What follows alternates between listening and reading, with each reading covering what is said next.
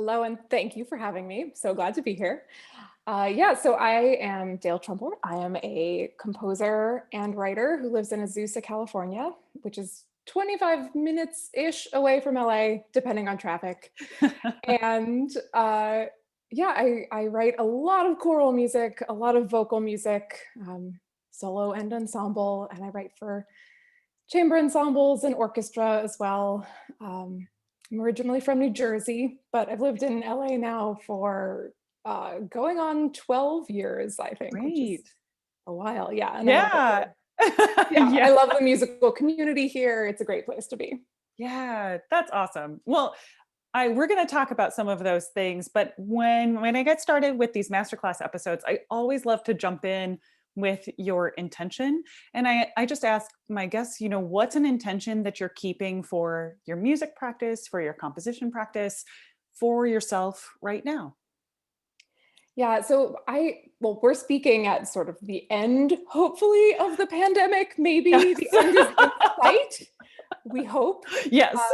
So I've been openly admitting that I've had a harder time creating than usual during this Mhm. time, just because I think it's easy as a composer to create work when you know when it's going to be performed Oh, yeah. Right. and when you know who you're writing for, which I'm lucky enough to write mostly on commission, but it's just been a challenge lately. So my mantra lately has been to let it be easy and to just do the thing, whatever whatever it is. Sometimes it's arranging existing pieces. Sometimes it's just doing 5 minutes of work or 10 minutes of creative work, what I think of as work, and then Mhm. doing again just whatever sparks my interest and whatever feels sort of uncomplicated to me on a Yeah. given day. I love that. I think you and I had a phone call recently where we were also talking about something similarly, and I was just like, let it be easy. Yes. Yeah.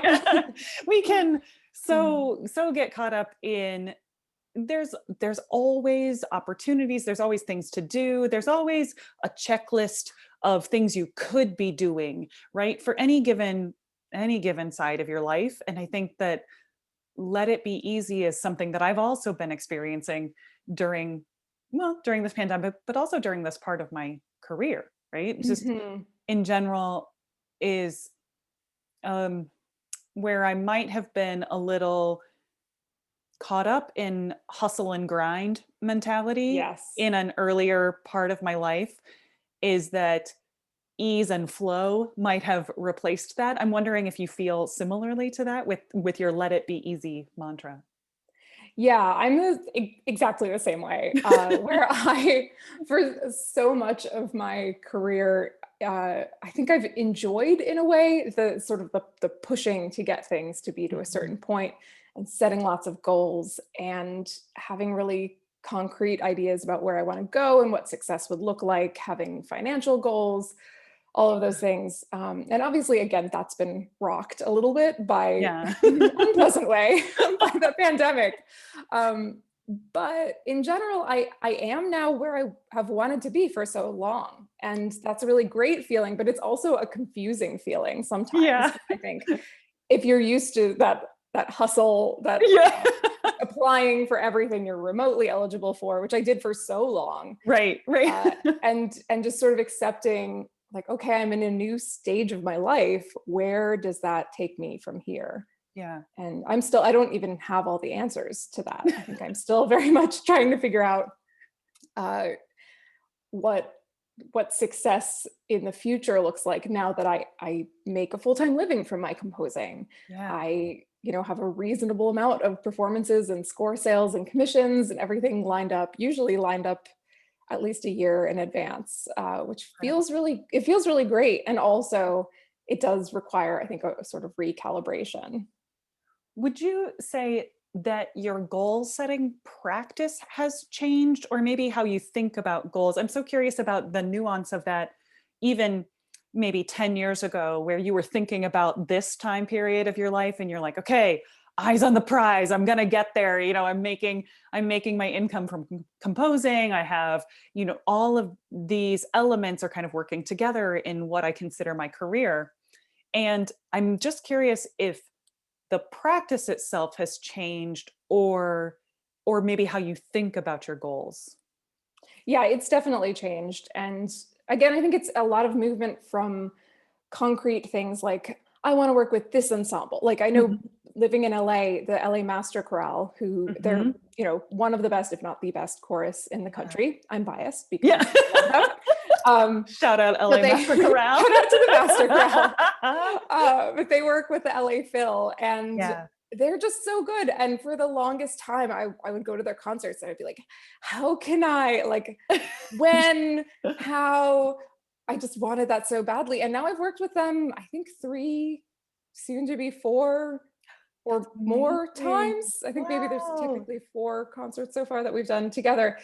And like, it feels amazing. And I want to continue that relationship. But at the same time, if that's a name on my checklist that I can, you know, put a check next to, then eventually if you go through your checklist, you're like, okay, well, now what?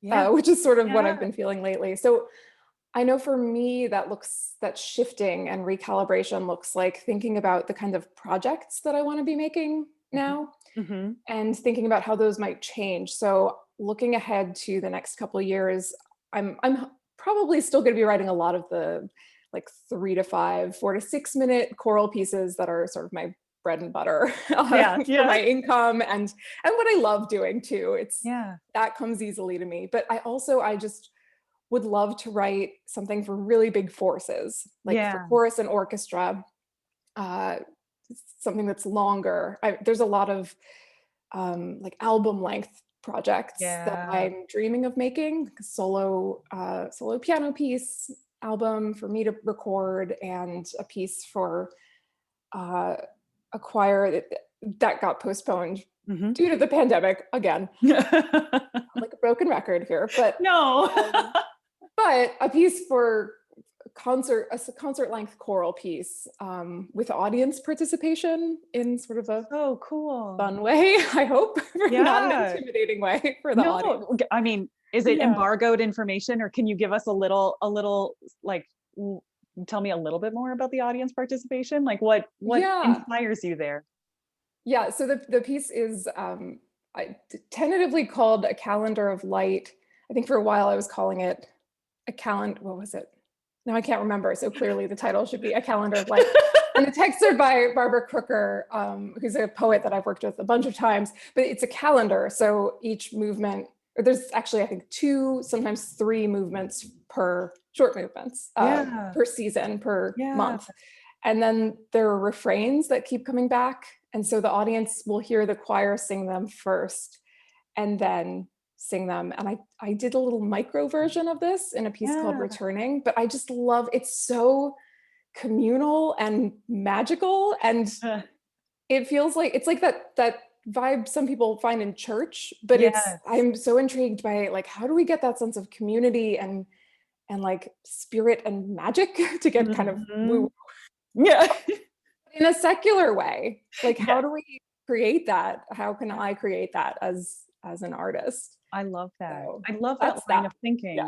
Just in thinking about those spaces that we inhabit together. And you know that this is a favorite subject of mine. That sense of, you know, having grown up in a religious household and things like that, and you know, my own like spiritual beliefs, but also recognizing that there are some of those feelings about our music spaces that we share, that we have these communal like feelings, but also just sacred feelings, and that the place is special itself, and it helps us kind of commune with something that's larger than ourselves. I think those are just such fascinating feelings to revel in together. And I can't imagine, I'm just so excited post pandemic when we can like feel those feelings again. Same. I can't wait. It's going to be amazing. It's going to, I think we said when we talked on the phone a little while ago, like, I know I'm just going to sit in a concert hall and just like cry from sheer happiness at sitting in a concert hall or any performance space anywhere. Yeah. Well, and I think especially, you know, we've talked about choirs getting that extra little nudge of like the super spreader label. And, you know, obviously we're supposed to be safe. Like I'm not advocating for anything beyond that, but I think it will be even more cathartic because of some of that intense feeling about, oh my gosh, we had this community in which we made music together, and it right away, like, nope, and you're not getting together. There's no safe way to do this. There's no safe way to get together and make choral music at this point in time. You know, when in March, April, May 2020, when we were feeling those things. And so I know that I'm feeling even that for the next however many months until we can have those choral experiences again. I think that's going to feel very cathartic when people are able to sing together. And I'm just, I'll be there. Dale, whenever you're Yes. I'll be like, hi, I'm signing up for this. I would love that. I do think with choir in particular, there was something extra tragic about the beauty of choir. I kept thinking of this, one of the last pieces, or actually it was the last premiere I had before everything shut down, was a piece about the joys of singing in choir, written by members of that chorus. The piece is a different kind of flight. And there's a line about breathing the same sleeve of air. And it's beautiful, but it's also in COVID context. It's like, that's exactly what makes it dangerous, but also makes it beautiful to be so communal and to be together. So again, just can't wait for more music making, hopefully very soon. Yes. Dale, I'm going to take a little bit of a pivot from that, which one of the things that I love to ask is about teaching a technical skill. And usually if I'm asking this to a vocalist, you know, I might say, like, what's a technique, like, skill that you like to teach? And I'm very open to hearing, you know, whichever way you'd like to approach this. And this could be, you know, a compositional technique or a hard skill of some sort. But can you tell us a little bit about a hard skill that you love to teach? Yeah, so I have two thoughts, and one is for singers and one is for composers. Cool. And so the composing, something I love to say a lot to younger composers, especially, or not necessarily younger, but less experienced composers, when they're writing for chorus in particular, for lots of voices at once, is to think about, I call it the composite text. Right. So it's thinking not just horizontally about cutoffs, but looking vertically at consonants and S's in particular. And this is something so many composers don't think about, but if you have an S cut off anywhere, that's going to apply to whatever word is starting or ending around you. And you can get some really terrible combinations. Oh, I imagine. Wow. Yes. I haven't thought about it exactly that way. And I love that you brought that up. Yeah, I'm on a mission to spread the knowledge of composite text, looking vertically for those,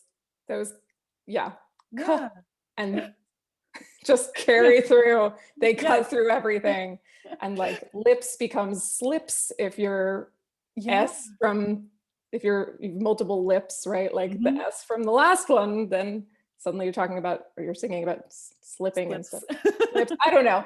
That's like, there's like profane examples as well. Yes. I don't have to go into, but we'll consonants are important. Like an explicit tag on this podcast just for that. Composers, get it. Yeah. So, but one of the things that I love about that too is maybe considering something like vowel uniformity if you're from the compositional side and you're looking at composite text, is if you're wanting that really pure vowel sound from the choir, is thinking about, like, are they all singing the same vowel? And if they're in like a diphthong or something like that, you know, if you're having some of them move to different parts of the diphthong, then you may not have that very clear uniform sound because they're actually in different vowels, and so could be along the same lines when you're thinking about not only consonants and where they align when you're looking vertically, but what's the quality of the sound that I want to hear and how does the vowel inform that? And if I'm having them all sing slightly different vowel sounds, or if I'm having them sing the same vowel sound, that would work along with that composite text idea. Yeah, exactly. And I think a lot about that as well when I'm using neutral syllables. Yeah. So if trying to think of like if a line of text ended in the word so, for Mhm. example, and I wanted to hold out so at the end Mhm. at this Mhm. cadential moment. One of my favorite things to do is to have the neutral vowel in the background Yeah. be O. And so that by the time we get to that word that also has that shared vowel sound, everyone is aligned, and it does really, like, it locks in, and it's almost like a little magic trick where like Yeah. we've been preparing to end on that word the whole time, and here it is, everyone is singing O at the same time, or ooh, or ah, Yeah. whatever. But Oh, I love that. That yeah, it's a feeling of great. like Mhm. inevitability, Yes. Yes, I love That's that. awesome. Would you want to talk about your skill for singers too? Yeah, so excuse me. So this has to do with rhythms. Yeah. And I'll use the simplest example, but this is Mhm. something that, again, comes up in choral music a lot, but applies certainly to singers Yeah, of all any kinds of vocal music. Yeah. rhythms. But it's whenever you have tuplets, to split them to imagine them doubling. So let me back up for a second and Yeah. say the example I see the most often in choral music is singers who have trouble with quarter note triplets. Mhm. And they're so easy. It's so easy to get them accurately. And a lot of conductors will tell you it's not easy, and that they're gonna float, and they're gonna be like, dotted eighth note, eighth note, which is Yeah. like da da da da instead Yeah. of da da da, right? Right, Um, right.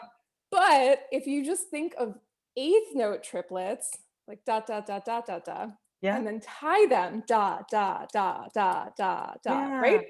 Then Yeah. they're going to be even every time, and that applies Yeah. to all sorts of tuplets. Is just thinking like on a beat, reducing them, or this is kind of hard to explain with just Yeah.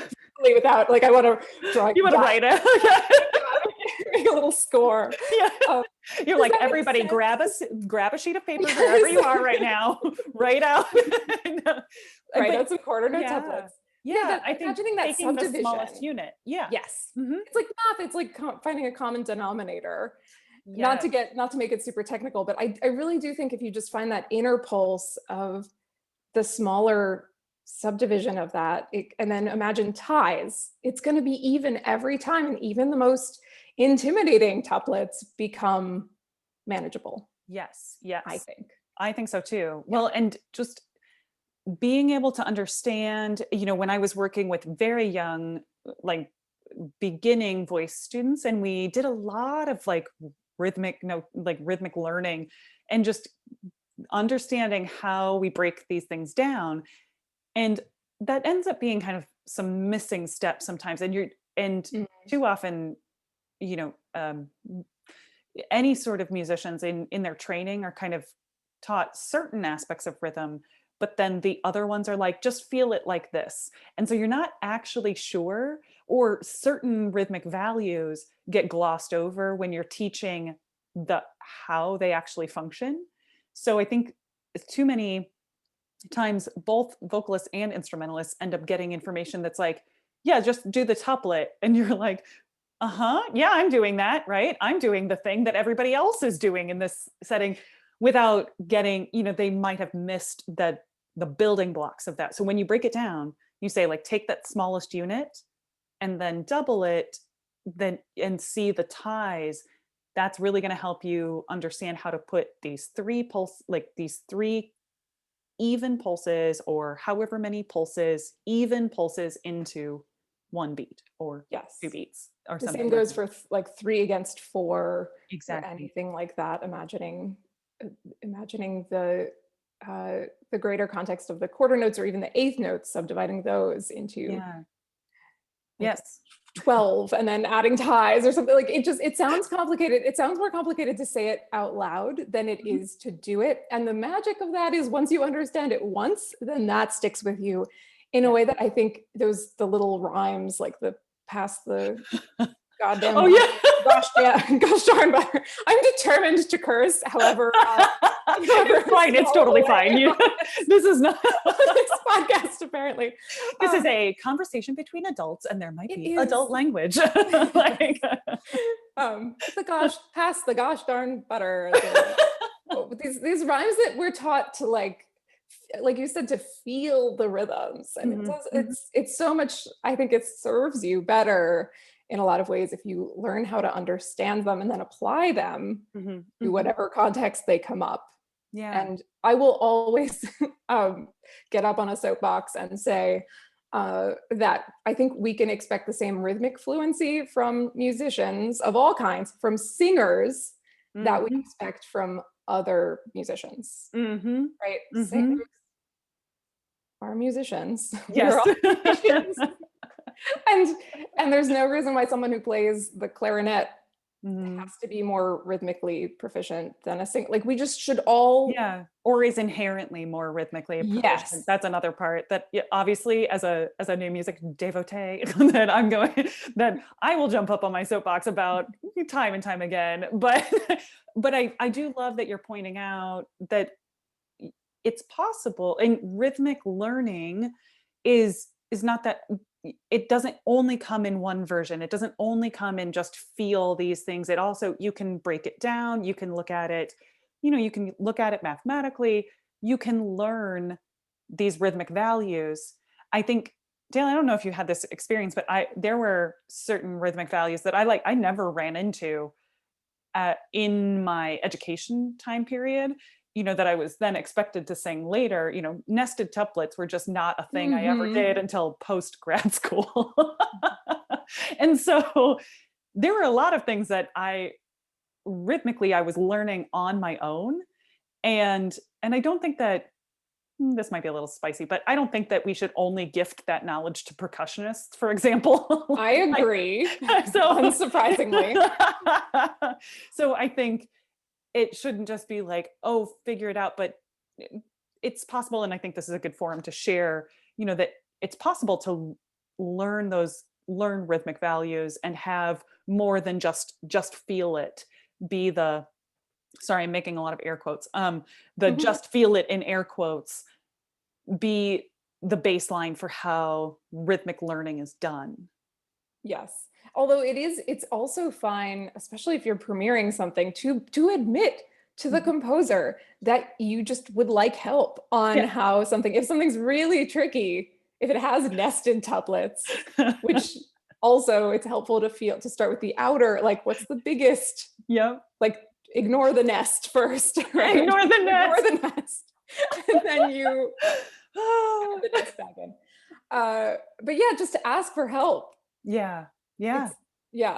I love that. Again, that will serve you better than just trying to feel your way through it in an ambiguous way. I find that this might be, I'm going to claim this because it might seem a little unusual, but I think this is also one of the reasons why I do ask composers for MIDIs. If I've never performed a score, if it's the first time, there's nothing else, and it's just the notated score.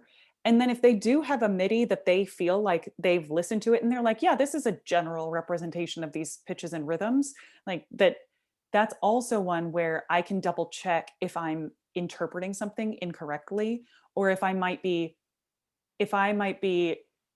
unaware that the prosody or the text setting that I naturally would pick is different than the rhythmic function that they're putting on the page. And if I'm a little unaware of that MIDI is a good checks and balances situation to kind of go, oh, I might want to talk to the composer about that. Have you thought about doing this rhythm? Or I can check myself and be like, I need to change this, or do it better. Right. But sometimes your instincts are better too. Like sometimes your instincts for like the stress is really awkward the way this is set. And again, you should always, if you're premiering something, you should always feel comfortable saying to the composer, you know, my instinct is to sing it this way, but I will defer to you. But also, have you considered like this way fits more naturally in my voice, this way feels more comfortable? Because ultimately, I know at least for me as a composer, I want the performer to feel comfortable. Yeah. And that comfort, of course, there's a natural level of positive discomfort, I think, with just doing new things. Yeah. Right, where we have to get over that. But in terms of something that fits in your voice, in your instrument, I'm always going to choose that over the alternative. Dale, I'm wondering, do you have an experience where you've had a collaborative relationship like that, where you took some feedback or gave feedback, vice versa, that was really positive, that you could just tell us about it, so we have a model for this felt really good, even though we were talking about changing things, either you to your performers or your performers asking you to change something in a score? Yeah, there have been many times where that's happened. Sometimes it's a practical issue too, like if I'm writing a choral piece and traditionally, say the basses can go down to, like past a G, but if I'm working in terms of going low, like down past that low G. But if I'm working with a high school group, this happened once where the conductor was like, we have like one or two basses who could sing the F that you've written, but they're just not super comfortable. Like they're not all comfortable. And I was like, fine, I'll reharmonize it. And the A worked equally well. And now that's how the piece is. And I've had that with my friend Gillian Hollis, who's a soprano who I made a whole album with 10 years ago, where this fall will be the time flies. Oh my gosh. I turned 60, our album. But some of my favorite composing moments of all time have been with Gillian. Just writing something and having her be like there's one piece to, or one song cycle called This Thirst in the Lungs, where I wanted to write really high notes for her and she wanted to sing really high notes. And we had a lot of talks about how and where to put the high notes. And so I'd put them and I'd be like, I don't know if this is going to be cool. Like, I don't know if you're going to like this. And she'd sing it and she'd either be like, yeah, this is great. You could like, let's go up to a high E here. I forget what the highest note for her is. Yeah, she can go way up there.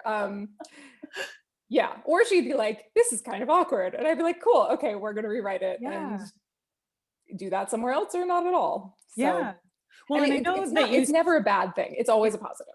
Well, and I know that you sing too, but I don't think that your voice part is that super high kind of coloratura place. So I think having that relationship together, it just encourages you, especially when you're dealing with a vocal range that isn't maps on completely to yours, that just having some like encouragement of, oh, I like to approach the note this way, or you can, and in fact, you can go up another step if you want or something like that, I think is probably really helpful.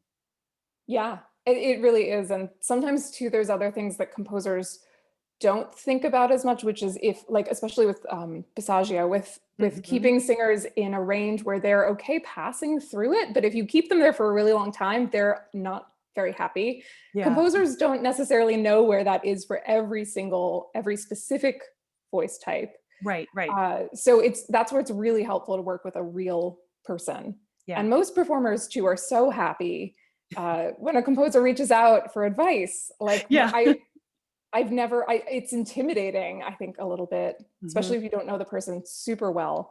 But to say like, hey, would you mind just taking a look at this and letting me know if it works? So many people are like, yes, I'd be more than happy to tell you how to write really well for my instrument. Right. Well, and I think, vocalists love having good rep in the world. We're definitely one of those instruments that has a lot of rep. So I think that's part of it. It's, there's a lot of rep in the world, but anytime you're wanting to add more to it, we really want to make sure that these are pieces that go out into the world farther and farther, not just like, I love a good Megan can only perform this because it's super idiosyncratic, but I'm not going to be that greedy. Like I want other people to perform these pieces. Sometimes the irony of that too, though, I found, especially in choral writing, is I think I'm writing something really idiosyncratic. And then it turns out actually a lot of people respond to it and want to do it again. Yeah, And that's I don't know incredible. why that is. I think it's because there's this might not be it, but there's a lot of care that goes into that craft. There's a Yes. lot of like really specific thinking about what works well. And actually, you'd be surprised at how many, Yeah. I don't know, in your case, like how many mezzos do like new music and want to Yeah. perform like kind of eccentric stuff. Yeah. Well, can you tell me a little bit more about how you maybe met and cultivated your relationship with Gillian, you know, at the beginning of that, because you've had this amazing collaborative experience together. But I think especially for both vocalists and composers, that starting that kind of relationship can feel intimidating for sure. Yeah, so Gillian was a friend before we were working collaborators. Yeah. She we've talked about our origin story of our friendship, which is that we were in choir together, and she was behind me, and she would sort of like make little like she would mutter comments under her breath, and I just started. I like thought she was a cool person. Like we had a bunch of classes together, and I just started responding to her Yeah. comments that were mostly to herself. Yeah, but anyway, I love that. we were friends, and I think I realized at some point in undergrad that the best strategy for finding people to work with was just to find people that I was already friendly with, friends Mhm. or friendly, and that I thought were really talented, and to just ask them if they wanted to collaborate. Yeah. Or sometimes they would ask me, but once you get over that fear of asking, then Mhm. I had a lot of really good like working relationships that still exist to this day because I got out of my little introverted, uncomfortable with asking Yeah. bubble and said like, would you guest conduct my junior year choral recital? Yeah. Like that conductor is someone I still have worked with multiple times. That's Gary incredible. Safeman, like at Trinity College in Texas. Like Yeah. there's so Yay. many people from undergrad and grad school where all it takes is just being the one to make the first move. Mhm. It's a little like dating, like where you'll get shot down, but it could, yeah, it's always worth asking in a polite way, I think. Yes. Anyway, Yeah. I love maybe that. not with dating. Yeah. This is not dating advice. Well, probably. But like, but actually the fact that you brought this up is a beautiful segue into this thing that I love to ask about, because this studio class podcast grew out of the blog that I write, the Sybaritic Singer, and we do a series about called 29 Days to Diva, where we isolate what I call micro actions. And micro actions are just like the smallest unit of the task that you need to do. And I love talking about this on the podcast. And I think the segue there was what I would identify as just asking, that just put an ask out there. That's one version of a micro action. And the other way that I explain this is also a micro action is not like write a grant because it's too large. Like there are multiple parts of that. So the micro action might be just like revise the narrative, something like that. So with that in mind, would you talk about a micro action or a sort of set of micro actions that have been very valuable to your experience in your career? Yeah, so one thing I did about, I think it's 10 years ago now, was email 125 choral conductors, mostly cold calling, cold Wow. emailing. And again, some of those, I think 25% of people responded. And then That's I sent out a amazing. bunch of perusal scores. And now looking back, a lot of those people ended up either buying my scores or commissioning me. So, Amazing. but the very Yeah. first, the micro action for that, because that, when you say it all at once, it's like that was a lot of emails. It's a huge project. Really Yeah. big project. And I tailored it to each person, where I think Mhm. I introduced myself, but I also mentioned, like, I have this piece that might be a good fit for your choir. But Yep. the first thing I did was just make a list, or just figure out where I was going to find these people. Yes. You have to back that up to all these little different steps. And it started with, one thing I did was look at other composers who had careers similar to mine, but Yeah. were people slightly ahead in their careers, and Yes. looking at who was performing them, who was commissioning them, uh, and just keeping a list of those people, thinking, like, knowing that, yes, I was slightly less advanced in my career at the time, but because my work was similar to these other composers, probably these groups would end up wanting to program my music eventually too. Mhm. I think Mhm. that can apply, that just keeping an eye out for, it doesn't even necessarily have to be something you seek out online or you sit down to do, Mhm. consciously, but to always be keeping an eye out for your peers or people Yeah. slightly ahead of you. What opportunities are they getting? What grants are they getting? What performance opportunities? And maybe then to just keep a list as that comes up, as you see it, as you're at a concert, knowing that those opportunities in all likelihood are open to you as well. Right. I think Right. that's the micro action there. I And love then that. it Yeah. expanded into these Well, 100 I emails. Yeah. that's so fabulous because that whole project is a is a conglomeration of micro actions because you didn't have to do it all at once, Yes. but when you put them all together, it creates this very important project that you did, this very important time period for you where it encompasses all of this work. Not only were you doing research about your field, figuring out what might be available to you, you were also networking by like putting yourself out in front of people. You were practicing introducing yourself and like your own elevator pitch of sorts. But then and then setting up possible opportunities later. I just love that there's so much in a project like that where you really pulled all of that together, but it comes down to just like you got to make a list, how do Yes. I go about making a huge list? Like, and then also just the micro action of I'm sure there were days that you needed to send an email and you were like, oh, I mean, I guess. And then, but you'd set it up already. So you were like, I can do this. I've written an email like this before. I can send another one. Right. Is there anything like that that you experienced during that project? Yeah, absolutely. I'm really big on, not necessarily automating, because Mhm. I still have to do all the work. Yep. Uh-huh. Although now I have an assistant, so there are some things that I can just farm out to her, and that's great. Yes.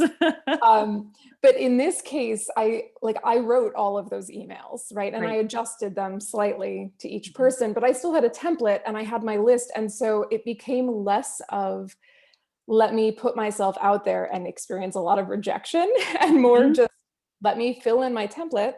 Mhm. Let me see if I have any connection to this person, like if we both graduated from USC but Yeah. didn't overlap or something, to Yep. mention that in the first sentence. Just these little tiny tweaks to this template, and then all I had to do was hit send. Yes. Yeah. So it became mindless. I'm really big on those moments, even in my composing, Mhm. thinking about, like, putting in slurs into wind parts or Yeah. brass parts or Uh-huh. something. I can do that pretty mindlessly. And so I'll save that, or like dynamics. The Yeah. dynamics sometimes require a little more thoughts. Um, Formatting. Yeah. I save those moments for when I know myself and my process, and I know when I tend to get a little burnt out on the piece, like right near the end. Yep. Yep. And then I'll just, yeah. So I'll try and do those things. I'll save those things for the burnout moments Yeah. Well, and where I I think don't have to think. like I I try to talk with my clients about like cutting down on cognitive fatigue. So just the getting rid of too many times where you have to make the decision. So you already when Mm, you made the list and you made a template, you didn't have to make it again. You made it once, and then you just go to the list and you go, okay, checking this off and stuff. And so I think that those are really important. I know that both you and I have talked about burnout, and I think this, I would love for you to mention, talking or about staying composed and stuff like that. But burnout was one of those things for me where I realized it was just like working so hard on everything, and I didn't have any systems or any of that cutting down on cognitive fatigue things going on in my life, and I definitely needed to make some changes. So I think that staying composed maybe came out of a similar time period for you. Yeah, it was interesting actually. So I'd been working on the book for a year. I think it took a year and a half in total. Yeah. It came out in June of 2019, and I had scheduled this book release, which was entirely up to me because I was publishing it. I had scheduled it for a month before my wedding. Oh my gosh. And there was, like in the midst of some deadlines and some premieres. Yeah. Maybe I could have done a better job with that in retrospect. There was a moment, actually, ironically, where I was writing this book about staying composed, about overcoming anxiety and self-doubt in the creative process. Mm-hmm. Subtitle, right? And I had scheduled so many things for myself that I actually had, like, it wasn't quite a breakdown, but it was a week of just crying on the floor. Mm-hmm. And Mm-hmm. my now husband, being like then fiance, being like, maybe you shouldn't be crying on the floor. Maybe this is a sign that you should like acknowledge that you have had anxiety all your life and haven't quite figured that part out. Yeah. Which again is ironic because this book is about overcoming that in the creative process, which I do feel like I've nailed. I feel like I don't feel burnt out. And I use the word burnout for just now talking about in the process of writing a piece, right? Mm-hmm. It's not even burnout then. That's not burnout so much as just an inevitable moment where I feel really frustrated with the piece that I know is coming. Yep. Yeah. Where I just need to step away from it or do like really mindless tasks. Yep. But the burnout as a whole, my strategy now and moving forward and after the crying on the floor week Yep. has been to just like be super mindful of not putting events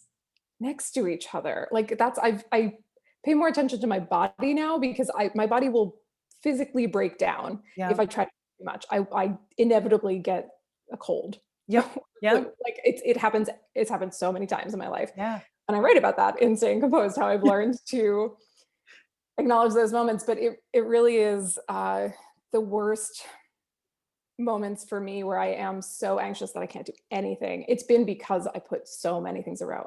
I'm like going to the airport every 2 weeks. Like it's too much.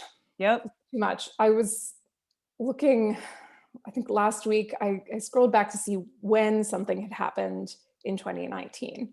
And I went all the way back to right around that time where I was getting ready for the book to be released. And I looked at my schedule and I just felt my chest went like, ugh! Wow. Because there was so many. It was like, go to this concert, fly to Indiana, come back, go to another concert, go to rehearsal 4 days in a row, go to like get back on the airplane, then go get married. Yeah, then get married. So yeah, it's so real. Thank you so much for sharing that. I mean, I love that you're very open about all of the parts of our lives, right? It's not like we have to gloss over being humans. And so just when I have people listening to this, it's like, you're not alone. We've cried on the floor. Like everybody does it at a certain we've all point. cried on the floor. Like, and if you are experiencing a thing where you've overscheduled yourself, like you're also not alone there. And I'm hoping, even just for me personally, Dale, can you tell me about some of the work that you might have done to maybe release yourself or let go of the need to be showing up in all of those places so much. I think there's some pressure there to do all the things, be at all of the things. And we are the only ones, I think, who can give ourselves the permission to decide or be more strategic about what we go to, where we spend our energy and stuff like that. But I'd love to hear your perspective on that. Yeah, so I think all of this boils down to something I'm still really working on, which Mm. is decoupling my self-worth from my busyness, Yeah. Yeah. which I'm very much aware of. And I'm very aware that this is why I've been struggling this last year. Not just from, I mean, it sucks to lose income, it sucks to lose jobs. Like that part sucks no Mhm. matter what. But this need to sort of be proving myself and still feel like I'm like pushing things forward, like we were talking about. When that's gone, it's like I don't know what to do with myself. Yeah. Yeah. And I've known that I do this for a long, like I've known that I'm like this for a very long time, very like type A when it comes to my like Yeah. getting things done and feeling accomplished and feeling successful. And those are all great feelings, but at the same time, I'm still a human person who deserves time to rest, who deserves time to recover between projects, and who is still like full of value and worth and merit without my work. Like if I just stopped working, I would still be a valuable human being. Girl, say it again. Yeah. I mean, I'm having to say this a lot of times until I fully internalize it. Right. I'm a valuable person without my composing work or my writing work or anything. And anyone listening, like that's true of you too, right? Right. Right.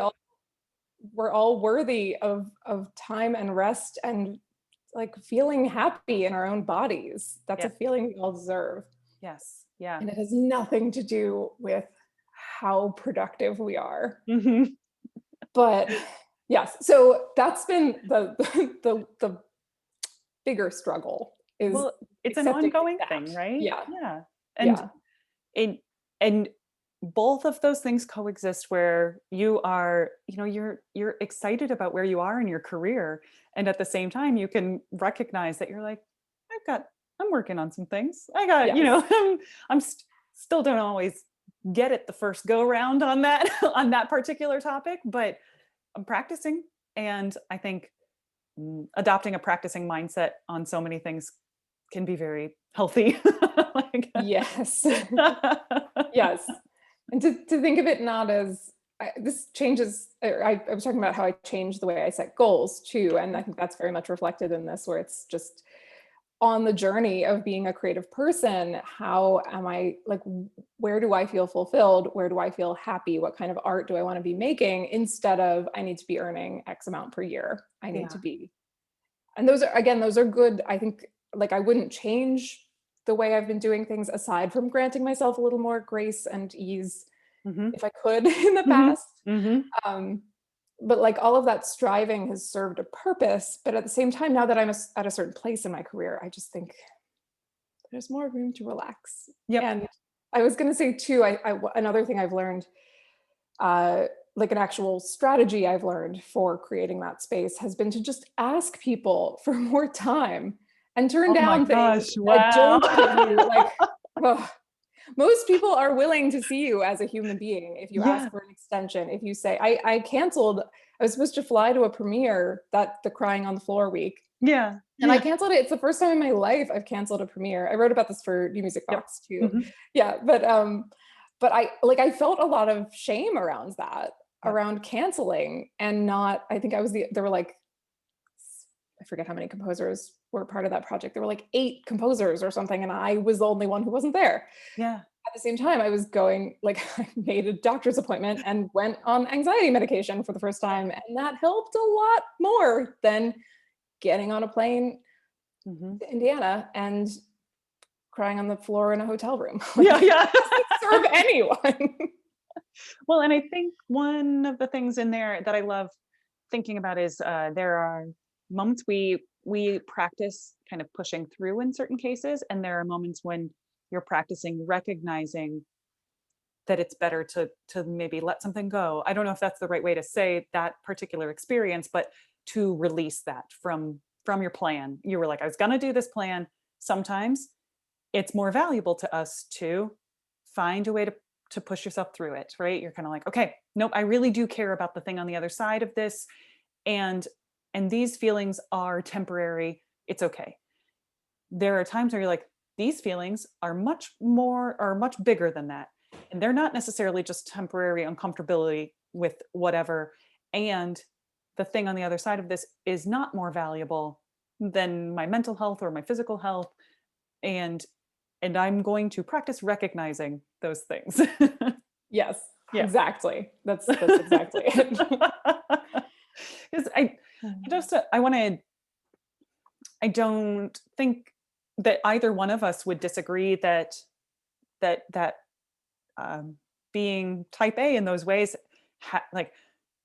hasn't helped. I wouldn't say that we would say that it hasn't helped us, right? It's Right. like, we're like, yeah. And then here's the way that through all of those experiences, we started to refine and realize Yeah. how we could do it, more sustainably, be healthier about it. And yeah, I think both of us would gift that to our younger selves. Yes.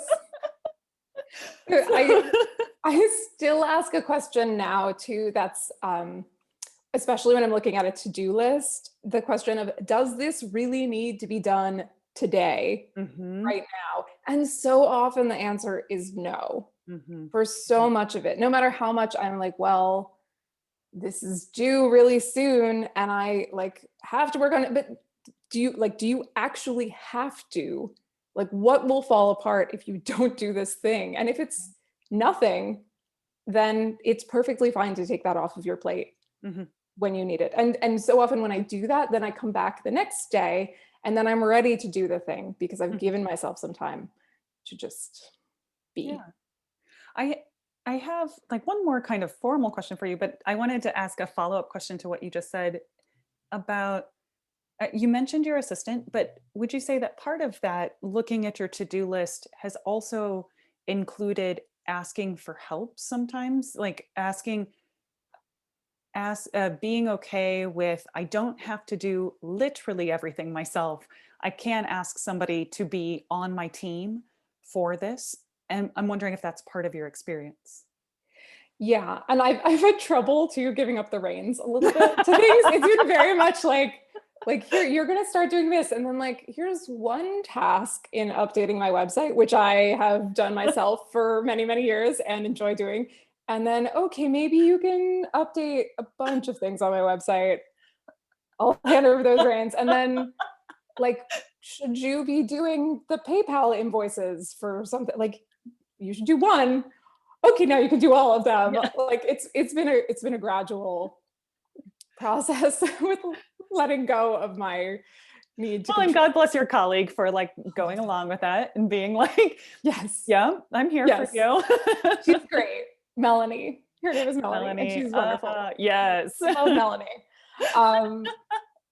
Yes. I was going to say something else and then I forgot what it was. Oh, it's setting boundaries for myself too in terms of things I just do not do. Specifically, videos like this, conversations where I can put on my Zoom makeup and be in my office and we're talking. That's great. I'm happy to do that.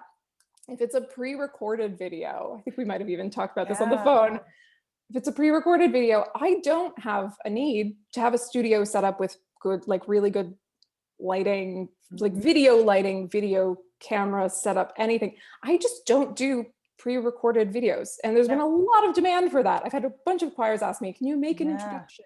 Yes. Video so we can put it online. I'm like, it's going to take me so much time to do my makeup, to pick not that I don't need to do my makeup, but I do need to do my makeup because I'm breaking out a little bit because I hate the pandemic and it's terrible for my skin apparently. And where does the camera go? Where do the lights go? Yeah. That's well over an hour of work that I just have literally zero interest in doing. Yeah. And so instead of goes back to automation, right? Instead of viewing that as I'm saying no every time and I'm coming up with a good reason to say no and I'm I'm just like, I don't do that. And so I write back, I don't do this. Like, this is not something that I offer. Yeah. I'll write a little paragraph for you and you can use it in the video, or you can read it. Someone can read it. Someone can read it. I'm not You're going like, to do this that. sounds like a job for your board member. Someone else can do it. Yes. I love that. That's so great. Just, and boundaries about this. This is something I say yes to. This is just something I just don't do, you know, and that's so helpful. So I'm going to ask a kind of our last question, although I could talk to you all day. So like, Likewise. So I'm like, we'll definitely be doing this again. So I believe deeply in the power of curiosity, and I think that curiosity can be a superpower. I'm wondering if you could talk about something, you know, that we haven't talked about yet, that you're curious about at the moment. So I'm really, in a lot of my work, I've been thinking about how to give agency back to performers. And I find this really interesting, especially when there's a conductor in place, because then I'm interested in giving agency to the conductor and agency to the performers, who are still relying on the conductor, who's relying on me, the composer, and just thinking less of composing as a dictatorship, where it's like, do what's on the page, do what I ask. And like, where can I build in flexibility, whether it's the tempo, like there's some really obvious answers, like a fermata is a key example of the conductor has complete agency over how long that fermata is held. But moments of aleatory, where maybe the performers they're singing something at their own time, and maybe they have to, maybe the words are set that they're singing, but the rhythm is completely fluid. Or I'm so intrigued by this. Like I haven't figured out the answers yet, but that's what being curious is all about, right? It's having a question and just asking that question over and over again. Yeah. So I think that composers are intrinsically curious people, because you hear sounds, or you have ideas, and then you're like, well, what would it sound like if we did this thing? And so I love that you have this process, you have a creative process that allows you to ask questions all the time, and then just say, what's it like? And I think, vocalists, we get to do the same thing. I'm given a score, but that's a jumping off point in a where you as the composer, you're sharing your concept with me in this vehicle, in the score being the vehicle. And then from there, how, what are the choices that I'm making with those things, that the ones that are left up to me? And that's, you just get to explore, you get to get into it. So I love that. Oh, I'm so excited to hear like where this is going in your music. It's going to be so good. There's one movement of How to Go On, which is this big a cappella choral piece where the soloist gets to pick their own note every time they come to a cadence. Cool. And I just want to do so much more of that. I just love, like, choose your own notes all the time. This is very much like our time period of like choose your own adventure books, like just coming like in somewhere in the zeitgeist of ourselves being like, yes, I need this. I feel like the choose your own, I'm thinking of, there's a brilliant book by Carmen Maria Machado called In the Dream House, which is a memoir, but it's like I don't know how to describe it. It's every chapter has a different trope that it's playing with, and one of them is choose your own adventure. And I just keep seeing the choose your own adventure theme pop up everywhere. And I'm like, it's everyone who grew up with those books is like, this is the coolest idea of all time. It is deep in our cultural DNA. Psyche. Yes, exactly. Dale, I am just so thrilled. Thank you so much for joining me today. Before I let you go, can I have you tell our listeners where to find you on the internet, on the interwebs? How do you, if people wanted to reach out to you to say thank you for doing this, where would you want them to kind of shout you out? Yeah, so I'm on Twitter and Instagram as @Dale Trumbore, just my name. Can you spell that for us? Yes, it is DALETRUMBORE. Beautiful. And then same thing, daletrumbore.com is my website. And if you use the contact form, it will make its way to me. It goes to me and my assistant, and I sort of pick out. She helps me pick out which ones are. Yay, Melanie. It's a Dale task. So I love will it. write back. This would be a Dale task if you. That's a Dale task. Yes. Amazing. Well, thank you so much. And enjoy. We're doing this on the weekend, so enjoy the rest of your weekend. But I can't wait to see you in person, as I'm sure a whole bunch of our listeners feel, and hopefully to interact with your music more and more and more. Thanks so much again for having me. This has been wonderful.